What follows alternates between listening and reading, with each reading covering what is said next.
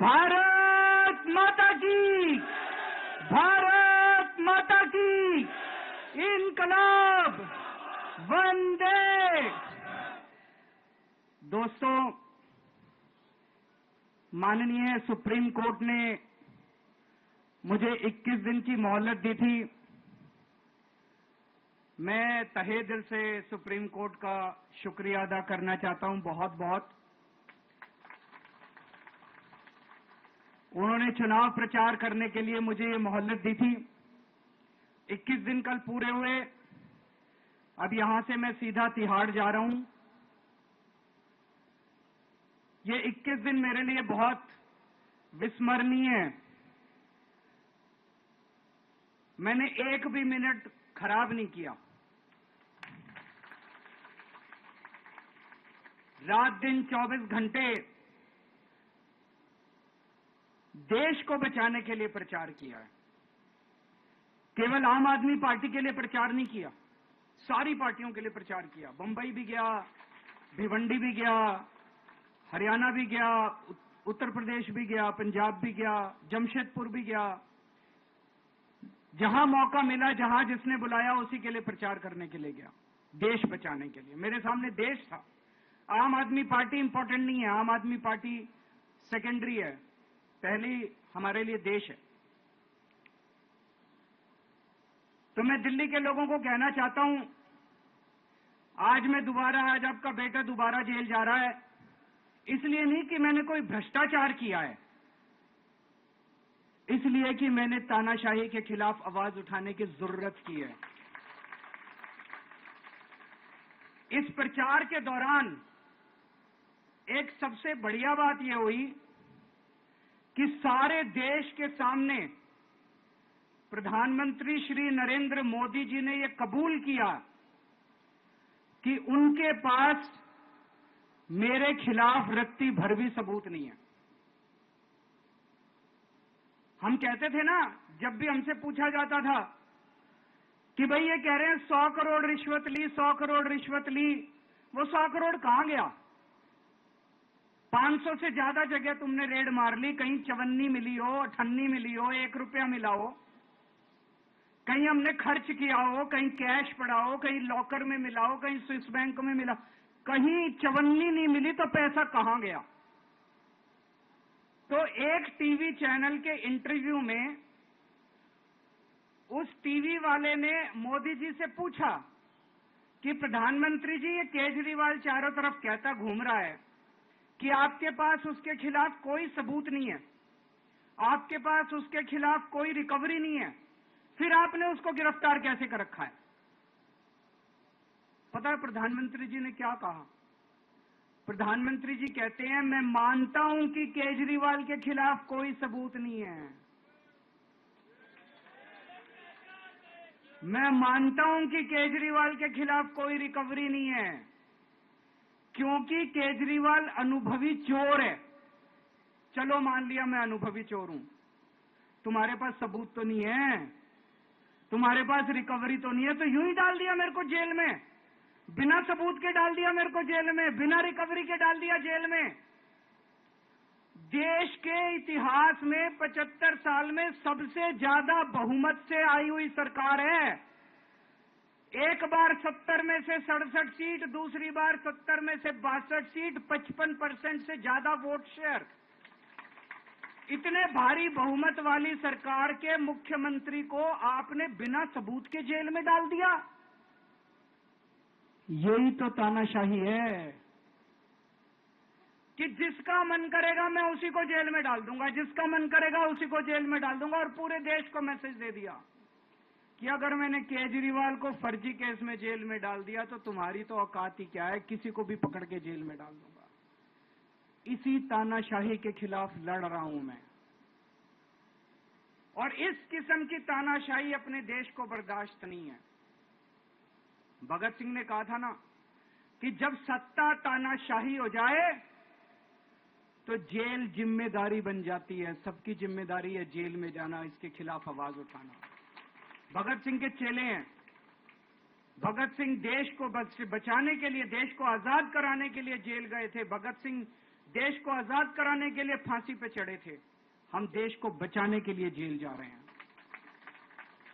इस बार जब जा रहा हूं, मुझे नहीं पता अब मैं कब वापस आऊंगा, मुझे नहीं पता ये क्या करेंगे मेरे साथ जेल में, लेकिन मुझे कोई परवाह नहीं है, जो मर्जी करें। अगर भगत सिंह फांसी पे चढ़ गए, मैं भी फांसी पे चढ़ने के लिए तैयार हूं। मेरे शरीर का एक एक कतरा इस देश के लिए है, मेरे शरीर के खून की एक एक बूंद इस देश के लिए है, मेरे जीवन का एक एक पल देश के लिए है।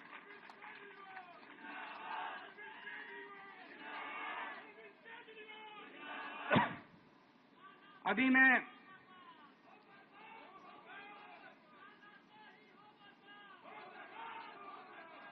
अभी राजघाट गया था सभी साथियों के साथ। महात्मा गांधी की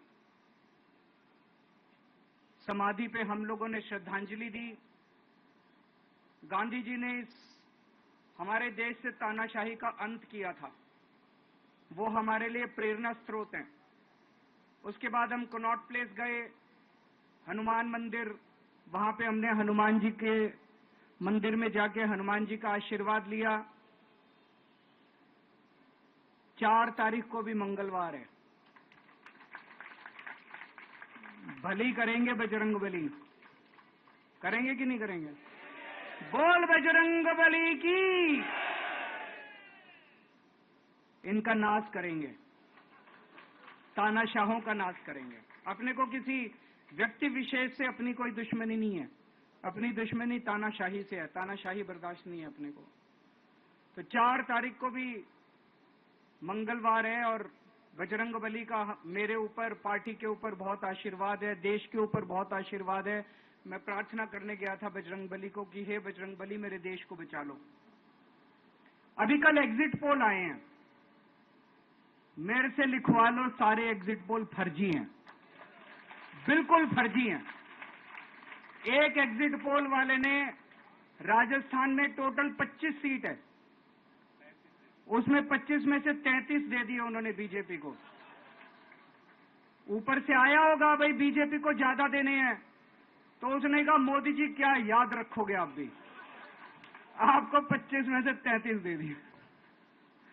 तो पूरा का पूरा फर्जी है, पूरा एग्जिट पोल फर्जी है। लेकिन असली मुद्दा ये है, इनको गिनती से 3 दिन पहले फर्जी एग्जिट पोल कराने की क्या जरूरत थी, ये समझने वाली बात है। मेरे को भी समझ नहीं आया, कई सारे लोगों की कई सारी बातें चल रही हैं। एक ये चल रहा है कि इन्होंने मशीनों का घोटाला कर दिया, लेकिन मैंने संदीप पाठक को भी बोला है और मैं सारे इंडिया गठबंधन की पार्टियों को बोलना चाहता हूं, अपने अपने काउंटिंग एजेंट को बोल दो, पूरी तरह से सतर्क रहे।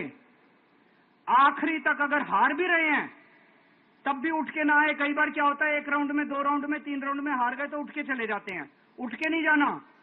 सबसे लास्ट में रैंडम जितने बूथ होते हैं, ईवीएम मशीन होती है, उसकी पर्चियां पड़ती हैं, उन पर्चियों में से 5% पर्चियां उठाई जाती हैं।